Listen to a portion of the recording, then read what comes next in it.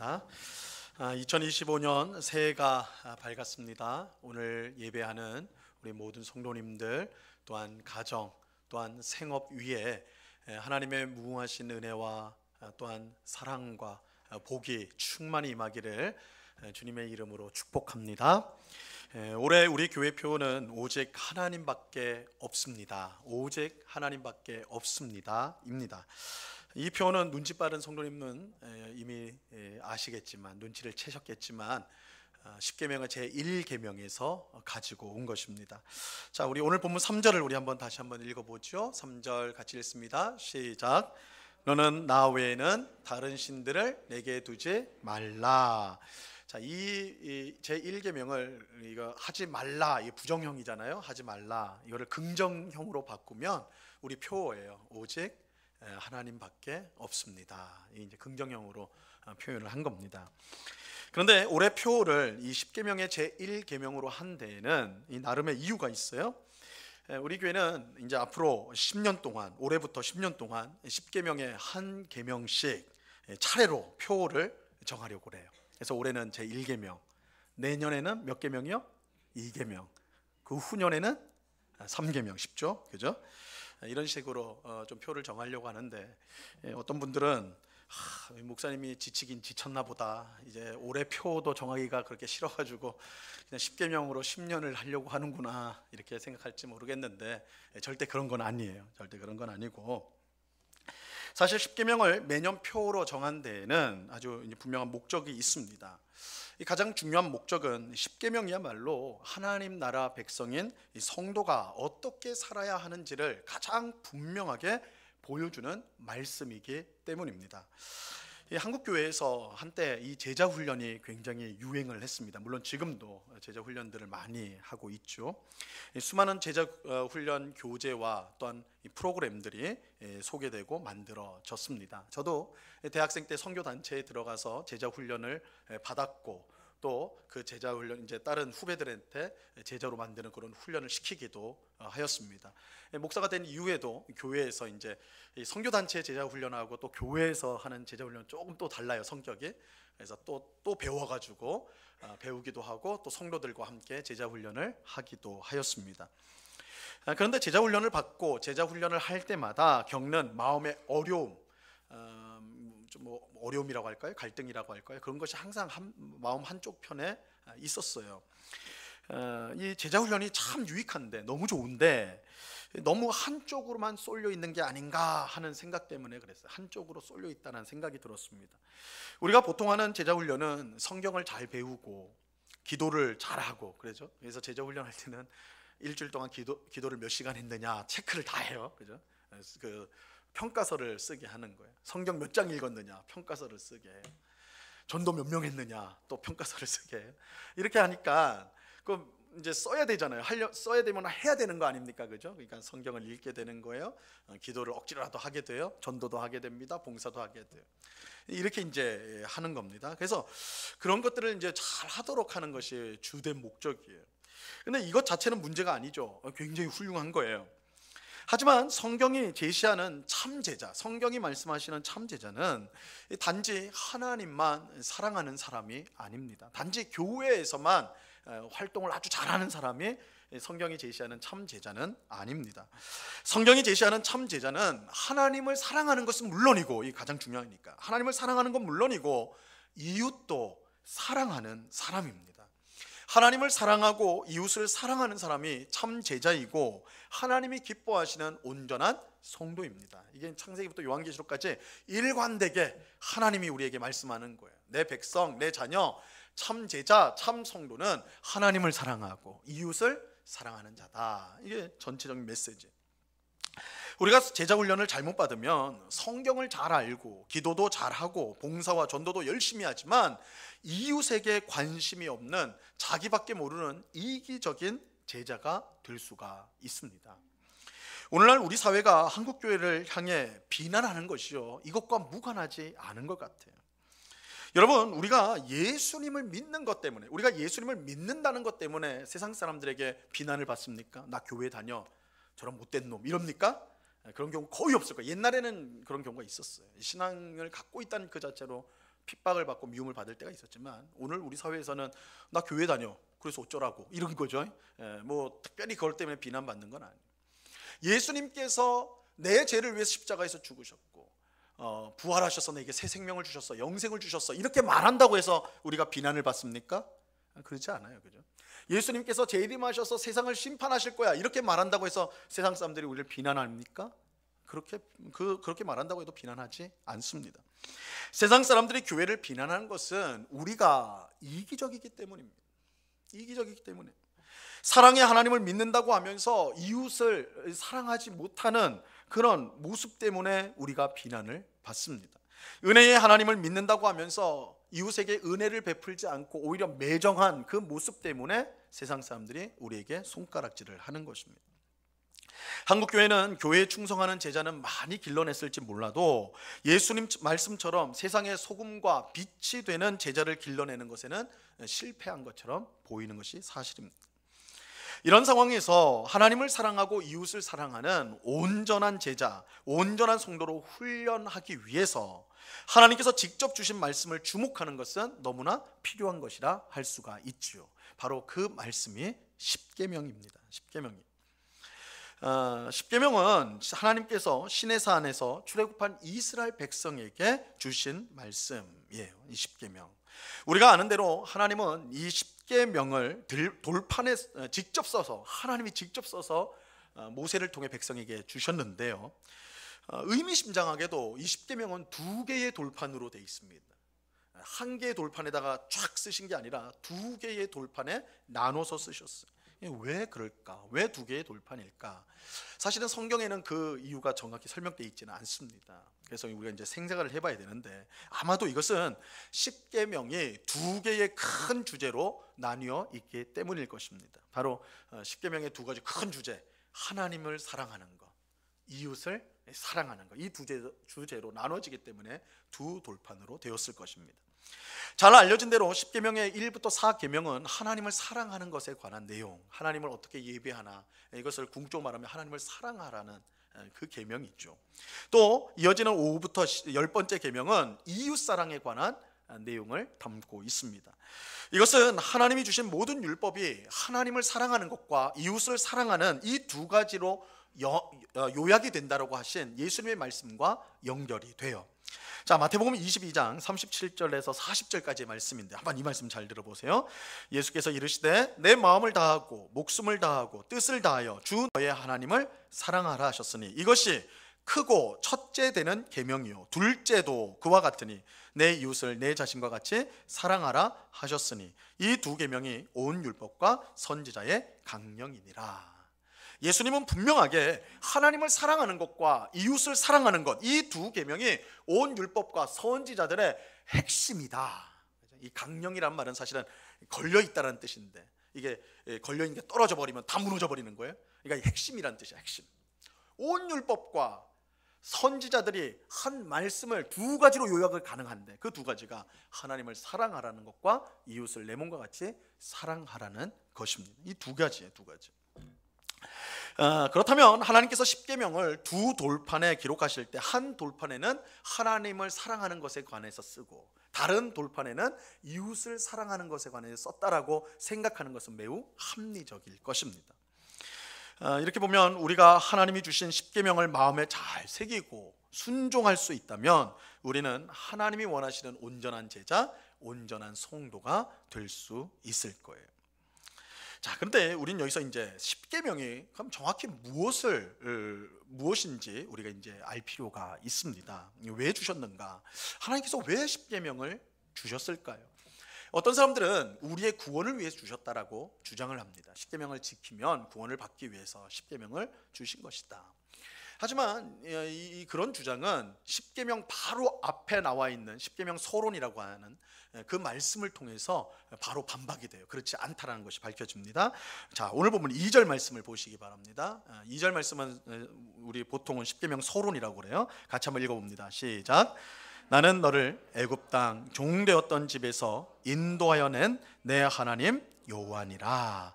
하나님께서 십계명을 주시면서 먼저 이 십계명을 주는 자신이 누구인지를 소개를 하세요. 내가 누군지를 소개를 하는데, 이스라엘 백성을 종되었던 애굽에서 인도하여 낸, 구원하여 낸 여호와 하나님이다. 십계명을 주는 이는 너희를 애굽에서 건져낸, 구원한 나다, 하나님이다, 여호와 하나님이다, 이렇게 소개하고 있습니다. 자, 십계명은, 그렇다면 십계명은요 구원을 받기 위해 주신 게 아니에요. 그죠? 왜요? 이스라엘 백성은 이미 구원을 받았으니까. 이 십계명은 구원을 받기 위해 주어진 것이 아니라 구원을 받은 이스라엘 백성에게 주신 것. 만약에 진짜 구원을 위해서라면 십계명을 어디서 줬어야 됩니까? 애굽에 있을 때 줘야 되죠. 애굽에 있을 때 딱 주면서 잘 지켜, 그러면 내가 건져줄게, 구원해줄게, 가나안 땅으로 넣어줄게, 이렇게 돼야 되는 겁니다. 그런데 이 십계명을 언제 주셨느냐? 이미 애굽에서 구원하신 다음에 십계명이 주어진 것입니다. 이것은 이 십계명이 구원을 얻기 위한 도구로서 주신 것이 아니라는 것을 알려주는 것이죠. 또 어떤 사람은 복을 받기 위해 십계명을 주셨다. 이거 지키면 복을 받는다. 그죠? 못 지키면 저주를 받는다. 그걸 위해서 주셨다. 이렇게 이제 주장을 합니다. 자, 이거는 어느 정도는 사실이에요. 어느 정도는 사실입니다. 하나님은 율법을 지키는 사람에게 모든 복을 주겠다라고 분명히 약속하고 있기 때문입니다. 신명기 28장 2절 말씀인데요, 같이 읽습니다. 시작. 내가 내 하나님 여호와의 말씀을 청종하면 이 모든 복이 내게 임하며 내게 이르리니. 내 하나님 여호와의 말씀을 청종이란 건 듣고 순종하는 거. 듣고 순종하면 어떻게 해요? 모든 복이 너희에게 임한다, 이렇게 말씀하고 있죠. 자, 반대로 계명을, 율법을 지키지 않는 사람에게는 저주를 내리겠다라고 하나님 말씀하십니다. 신명기 28장 15절입니다. 내가 만일 내 하나님 여호와의 말씀을 순종하지 아니하여 내가 오늘 내게 명령하는 그 모든 명령과 규례를 지켜 행하지 아니하면 이 모든 저주가 내게 임하며 내게 이를 것이니. 율법을 지키지 않으면 어떻게 돼요? 십계명을 지키지 않으면 저주가 임하게 된다, 이렇게 말씀하고 있어요. 자, 이렇게 보면 십계명은 우리가 복받기 위해서, 지키면 복받고 안 지키면 저주받는 거니까 이거는 우리를 복받게 하기 위해서 주신 것이구나, 이렇게 생각할 수가 있는 것이죠. 어느 정도는 사실이에요. 그러나 하나님께서 단지 복과 저주를 주기 위해서 이 십계명을 주신 것은 아닙니다. 하나님은 이스라엘 백성을 구원하신 후 제일 먼저 어디로 데려가시냐면, 궁극적인 목적지가 어디예요? 가나안 땅이에요. 근데 가나안 땅으로 바로 데려가지 않습니다. 어디로 먼저 데려가요? 시내산으로 데려가요. 시내산으로. 출애굽한 이스라엘 백성들을 끌고 시내산으로 가게 됩니다.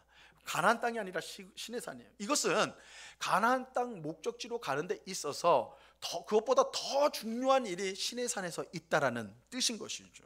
그래서 시내산으로 데리고 가시는 거예요. 그리고 거기서 하나님은 이스라엘 백성을 애굽에서 구원한 목적을 밝혀주세요. 출애굽기 19장 4절에서 6절 말씀입니다. 내가 애굽 사람에게 어떻게 행하였음과 내가 어떻게 독수리 날개로 너희를 업어 내게로 인도하였음을 너희가 보았느니라. 세계가 다 내게 속하였나니 너희가 내 말을 잘 듣고 내 언약을 지키면 너희는 모든 민족 중에서 내 소유가 되겠고 너희가 내게 대하여 제사장 나라가 되며 거룩한 백성이 되리라. 너는 이 말을 이스라엘 자손에게 전할지니라. 여러분, 하나님께서 이스라엘 백성을 왜 애굽에서 구원하셨습니까? 왜 구원하셨어요? 그들을 자신의 소유로 삼고 제사장 나라로 세우고 거룩한 백성으로 삼기 위해서입니다. 여러분, 하나님께서 이스라엘 백성을 구원한 건요, 이 이스라엘 백성이 애굽에서 종살이하는, 굉장히 종살이라는 건 고통스러운 거 아니에요? 400년 동안 종살이했어요. 그들이 부르짖고 울부짖었어요. 참 불쌍하다, 저 참 안 됐다. 그래서 구원하신 겁니까? 그래서 너희 이렇게 고생하니까 내가 건져줘서 가나안 땅, 좋은 땅 줄게, 그래가지고 하신 겁니까? 그렇지 않아요. 그렇지 않습니다. 여러분, 하나님의 관심은요, 단순히 이스라엘 백성을 복되게 하거나 그들의 상황을 개선하는 그 정도에 있지 않습니다. 하나님의 관심은 이스라엘 백성을 자기 백성으로 삼는 것에 있어요. 이스라엘 백성을 자기 백성으로 만드는 데 있습니다. 그들을 세상 사람들과 다른 거룩한 백성으로 삼아 세상 사람들을 구원하는 제사장이 되게 하는 것에 구원의 목적이 있는 것입니다. 그래서 하나님은 시내산에서 뭘 하냐면, 가나안 땅에 가기 전에 시내산에서 뭘 하냐면 언약을 맺으세요. 언약. 하나님께서 이스라엘 백성과 언약을 맺으십니다. 그 언약의 내용은, 이거는 우리 은곡교회 성도는 다 알아야 되는 거예요. 언약은 나는 너희의 하나님이 되고 너희는 내 백성이 되리라. 그죠?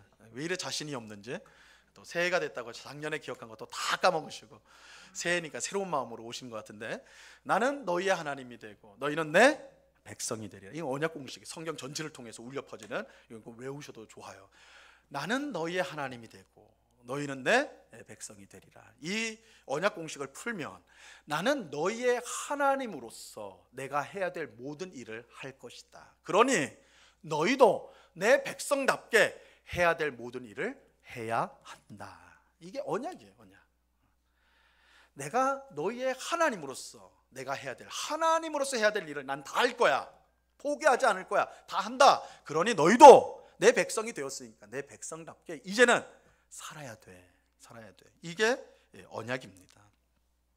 하나님이 이스라엘 백성을 애굽에서 구원한 것은 그들을 자기 백성으로 만들기 위해서예요. 그래서 언약을 맺으셨고 그 언약을 지킬 수 있도록 주신 것이 십계명이에요. 이러잖아요. 언약을 맺어서 나는 너희 하나님 되고 너희는 내 백성이 되리라 하셨으니까, 그런데 하나님 백성답게 사는 게 뭡니까? 하나님 백성다우려면 어떻게 해야 되죠? 그래서 주신 게 뭐라고요? 십계명. 이렇게 살아라. 이게 십계명이에요. 십계명. 이스라엘 백성은 십계명에 순종함으로 하나님이 원하시는 그의 백성이 될 수 있는 것입니다. 여러분, 이것은 오늘 우리도 마찬가지예요. 하나님께서 우리를 왜 구원해 주셨을까요? 왜 구원해 주셨을까요? 단지 예수님을 믿어서 천국에 들어가도록, 그렇죠? 이 땅에서 교회에 열심히 다니다가 숨을 거두면 천국에 들어가도록 하기 위해 우리를 구원하셨습니까? 더 중요한 목적이 있어요. 하나님이 우리를 구원하신 것은 자기 백성으로 삼기 위해서예요. 그리고 자기 백성으로 삼아서 그 백성답게, 백성답게 하나님 자녀답게 이 땅을 살도록 하기 위해서입니다. 이 이스라엘 백성하고 똑같습니다. 하나님의 소유로 거룩한 백성으로 삼아 제사장으로 세워 세상을 구원하기 위해 우리를 구원해 주신 것입니다. 그렇게 우리는 이스라엘 백성이 맺었던 언약처럼 똑같이 하나님 백성이 해야 될 모든 일에 최선을 다해야 돼요. 그게 십계명에 순종하는 것입니다. 자, 이런 점에서 십계명은 단지 이스라엘 백성만을 위한 말씀이 아니라 오늘 우리를 위한 말씀이기도 한 것이죠. 십계명이 하나님과 맺은 언약에 순종하기 위한 말씀이기 때문입니다. 이렇게 보면 십계명만큼 좋은 제자훈련 교본이 없습니다. 이거야말로 진짜 하나님이 주신 제자훈련 교본이에요. 십계명은 하나님과 맺은 언약에 순종하기 위한 말씀으로 하나님의 소유, 제사장 나라, 거룩한 백성이 되기 위해 주신 것이기 때문입니다. 우리가 십계명에 담긴 뜻을 마음에 깊이 새기고 순종한다면 우리는 하나님이 원하시는 온전한 제자, 온전한 성도가 될 수가 있는 것입니다. 자, 바로 이런 이유로요, 우리는 앞으로 매년 십계명의 한 계명씩 집중적으로 살펴보려고 해요. 그래서 한 계명씩, 그 계명이 우리에게 요구하는 것들을 한 해 동안 거기에 집중해서 우리의 삶을 바꿔가는 거예요. 하나님 백성답게. 그렇다면 우리가 어느덧 온전한 제자의 모습으로 변화되어 갈 것입니다. 그런데 이렇게 말씀을 드리면 이제 좀 성경을 알고 신학을 조금 하신 분들은 이런 반론을 할 수가 있습니다. 목사님, 십계명은 구약에 나오는 법 아닙니까? 구약 성경에 나오는 법 아닙니까? 구약 성경은 신약 성경에 와서 이제 신약 성경에 왔을 때 이 구약 성경은 그림자고 신약 성경이 빛인데, 그러면 그 그림자를 이렇게 우리가 신약 백성인 우리가 그렇게 강조할 필요가 무엇이겠습니까? 우리가 율법주의자들도 아닌데, 율법으로 구원받는 자들도 아닌데, 은혜로 구원받는데 이렇게 십계명 율법을 강조하는 이유가 무엇입니까? 그게 그렇게 가치가 있는 일입니까? 이렇게 반론을 하실 수가 있을 거예요. 하지만 여기에 대해서 우리는 예수님이 하신 말씀에 주의를 해야 됩니다. 귀를 기울여야 돼요. 마태복음 5장 17절 말씀입니다. 같이 읽습니다. 시작. 내가 율법이나 선지자를 폐하러 온 줄로 생각하지 말라. 폐하러 온 것이 아니요 완전하게 하려 함이라. 십계명이 구약 성경에 나온 것이기 때문에 예수님이 오신 이후에는 필요 없다거나 가치가 없다라고 생각하면 안 돼요. 예수님은 자신이 율법이나 선지자를 폐하러 온 것이 아니라 완전하게 하려고 왔다라고 분명하게 말씀하고 있어요. 없어지지 않아요. 예수님이 오신 것은 완성을 시키는 거예요. 성취하기 위해서 예수님이 오신 것입니다.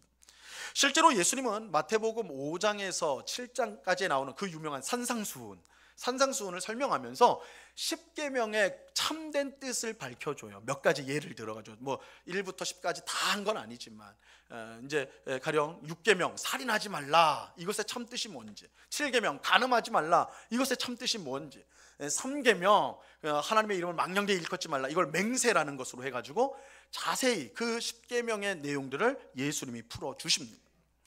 이런 점에서 볼 때 10계명이 구약 성경에 나오기 때문에 중요하지 않다라고 말하는 것은 잘못입니다. 우리는 오히려 10계명이 가지고 있는 참 뜻을 율법의 완성자이신 예수님을 통해서 배워야 하는 것입니다.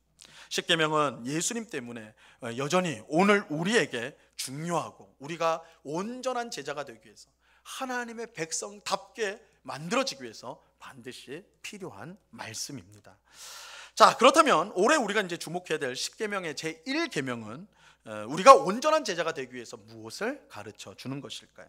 자, 오늘 본문 3절을 우리가 다시 한번 읽어봅니다. 시작. 너는 나 외에는 다른 신들을 내게 두지 말라. 10계명의 제1계명은 우리가 믿는 하나님은 세상의 유일한 신이며 우리가 예배하고 영광을 돌려야 될 유일한 대상이라고 가르쳐 주고 있습니다. 이 제1계명은요, 하나님은 유일한 신이시다. 이 말의 의미가 뭡니까? 하나님 외에 이 세상에 존재하는 모든 종교들, 모든 신들은 뭐라는 거예요? 참신이 아니다라는 것입니다. 오직 우리가 믿는 여호와 하나님, 성경의 하나님만이 유일한 신이시다. 이게 이 1계명을 통해 우리에게 주시는 메시지. 그렇다면 우리의 예배는 마땅히 누구에게만 드려야 됩니까? 유일한 신이신 하나님께만 드려야 돼요. 우리의 모든 일들을 통해 영광을 돌려야 될, 우리의 모든 일들을 통해 감사를 드려야 될 분은 누구예요? 유일한 신이신 하나님이에요. 우리가 온전히 믿고 의지할 분은 누구십니까? 유일한 신이신 하나님인 거예요. 이게 제1계명이 가르치는 거예요. 이것은 우리가 세상을 살면서 여러 고난과 어려움을 당할 때도 마찬가지, 그 유명한 시편 23편에서 다윗이 고백했던 것처럼 우리는 사망의 음침한 골짜기를 다닐지라도 해를 두려워할 필요가 없고 오히려 안전하다는 것을 우리는 확신해야 합니다. 왜 그래요? 유일한 신이신 하나님께서 우리의 보호자가 되시고 우리를 지켜주시기 때문입니다. 유일하신 신이신 하나님께서 그 어떤 고난과 어려움 속에서도 우리를 지켜주시기 때문입니다. 그러므로 우리는 하나님을 대신하여 세상의 그 어떤 것도 의지해서는 안 됩니다. 하나님의 자리에 다른 엉뚱한 것을 둬서는 안 되는 거예요. 성경은 하나님을 대신하여 의지하는 것, 하나님 자리에 다른 것을 놓는 것을 우상이라고 말하고 그것을 따르는 것을 우상 숭배라고 말을 합니다. 그것이 돈일 수도 있고, 오늘날 돈은 진짜 하나님과 같은 존재죠, 그렇죠? 돈일 수도 있고 또 권력일 수도 있고 인기나 쾌락이나 어떤 사람은 자녀가 우상일 수도 있습니다. 만약 이런 것들이 우리 안에서 하나님의 자리를 대신하고 있다면 우리는 우상을 숭배하고 있는 것입니다. 제1계명은요, 그러한 우상 숭배를 절대적으로 금지하는 거예요. 절대적으로 금지해요. 왜요? 유일하신 신은 오직 하나님밖에 없기 때문입니다. 그런데 우상 숭배가, 여러분 우상 숭배가 무엇이라고 했습니까? 우상 숭배가 뭐라고 그랬죠? 우리 지난 시간에 우상 숭배가 뭐라고 그랬습니까? 지난 시간은 작년이었으니까 뭘 묻고 그럽니까? 이런 얼굴인데, 우상 숭배는 탐심이라고 그랬어요. 그죠? 우상 숭배 곧 탐심이다. 탐심이라고 했는데 이 둘은요, 자기 자신만 알고 지독하게 자기 중심적이라는 공통점이 있어요. 그래서 둘이 이제 연결이 되는 거예요. 그래서 탐심을 가진 사람은 10계명의 제1계명을 지킬 수가 없습니다. 탐심을 가진 사람은 제1계명에 순종할 수가 없어요. 자신이 곧 하나님이기 때문에 그렇습니다. 탐심을 가진 사람은 자기가 하나님이에요. 탐심을 가진 사람에게 하나님은 자신의 탐심을 만족시켜줄 하나의 도구에 지나지 않습니다. 당연히 이 사람은 자신에게 이익이 된다면 하나님을 비롯한 세상의 온갖 것들을 우상으로 섬기게 됩니다. 그래서 제가 지난 주일에도 무서운 사실이다 그랬잖아요. 우리가 이 자리에 하나님을 섬기지만 우상 숭배할 수 있다 그랬어요. 참 하나님을 섬기면서도 우상 숭배가 가능해요. 하나님을 내 탐심을 만족시킬 도구로 여긴다면 내가 하나님께 이렇게 헌신했으니까 하나님 내가 바라는 거 하나 이루어 주셔야 돼요. 내 거 주셔야 돼요. 이런 식으로 우리가 신앙생활을 한다면 그거는 사실은 참 하나님, 대상은 참 하나님이라 할지라도 우리는 우상 숭배를 저지르고 있는 거예요. 그러므로 제1계명은 이 사실은 이 단순히 그 우상 숭배만을 금지하는 것이 아니라 하나님을 내 인생의 주님으로 모실 것을 말씀하고 있습니다. 유일한 하나님, 우리가 믿는 하나님의 유일한 신이시다라고 여기서 그치면 안 되고, 그래서 다른 건 우상이다 여기에 그치면 안 되고, 그 유일하신 신이신 하나님을 어떻게 해요? 내 인생의 주님으로 모셔야 한다는 거예요. 내 인생의 주님으로. 우리는 진심으로 오직 하나님밖에 없습니다라고 고백할 수 있어야 하는 것입니다. 자, 시편 73편 25절에서요 시편 기자가 이렇게 고백을 합니다. 자, 이 고백 우리 같이 한번 읽어봅니다. 시작. 하늘에서는 주 외에 누가 내게 있으리요, 땅에서는 주밖에 내가 사모할 리 없나이다. 여러분, 제1계명이에요. 바로 이 고백을 하는 것입니다. 주밖에는 하늘에 어떤 이도 없고 땅 위에도 주 외에 내가 사모할 자가 없습니다. 여러분, 새해에는 우리 모두가 하늘에서는 주 외에 누가 내게 있으리요, 땅 위에서는 주밖에 내가 사모할 리 없나이다 고백하는 우리 모두가 될 수 있기를 바랍니다. 그래서 오늘 또 표처럼 오직 주님밖에 없습니다, 이 고백을 우리 입술과 우리 마음에 깊이 새길 수 있는 우리가 될 수 있기를 바라요. 내 마음속에 하나님 자리를 대신 차지하고 있는 것이 있다면 그거 모두 버릴 수 있어야 합니다. 우상은 우리를 구원하지 못해요. 우상은 아무것도 아니에요. 하나님, 유일하신 신이신 하나님 외에 그 어떤 우상도 우리를 복되게 할 수 없어요. 그거 다 헛된 것이에요. 그건 우리를 구원하지 못합니다. 탐심은 우리를 만족시키지 못해요. 우리는 자기 중심적으로 살면 불행해질 수밖에 없어요. 여러분, 내가 왜 이렇게 불행하지? 여러 원인이 있겠지만 가장 근원적 이유는 우리가 자기 중심적이라서 그래요. 자기 중심적이면 불행해요. 그러나 하나님 중심, 내 인생의 중심에, 내 인생의 주인 자리에 하나님을 모시면 그때 참 만족과 참 기쁨이 들어오게 되는 거예요. 자기 중심, 하나님 중심적이어야 돼요. 특별히 내일부터 우리가 이제 신년 특별 새벽 기도를 갖게 돼요. 새해를 시작하면서 먼저 기도의 자리로 나와서 그렇게 기도하는 거 얼마나 복된 일인지 모릅니다. 이번 특별 새벽 기도에는 오늘은 이제 조금 사실은 간략하게 우리 제1계명을 살펴보았죠. 이제 10계명에 대한 이야기를 앞부분에 하니라고 이 제1계명은 좀 간략하게 지금 지나갔는데, 내일부터 시작되는 5일 동안의 우리 특별 새벽 기도의 기간에 이 제1계명이 우리에게 요청하는, 우리가 어떻게 살아야 되는가, 우리가 1년 동안 좀 실천해야 될 내용들을 5일 동안 하루하루씩 그 내용을 다뤄보려고 그래요. 그래서 여러분, 좀 피곤하지만 사모하는 마음으로 신년을 기도로 시작하겠다, 이 다짐을 가지고 나와서 제1계명이 우리에게 원하는 온전한 제자의 모습이 무엇인가를 확인하고, 올해는 이 1계명을 따라서 정말 오직 주님밖에 없습니다 라는 고백을 하며 거기에 합당한 삶을 살아가는 우리 모두가 될 수 있기를 바랍니다. 우리 모든 성도님들이 하나님을 내 주님으로 모시고 믿고 의지함으로 하나님께서 베푸시는 풍성한 은혜와 복을 올 한 해 새해 더욱 풍성히 누리는 그런 귀한 역사가 있기를 간절히 바랍니다. 이 은혜가 오늘 예배한 우리 모두에게 충만히 임하기를 우리 주님의 이름으로 간절히 축원합니다. 기도하겠습니다. 하나님 아버지, 오직 하나님밖에 없습니다.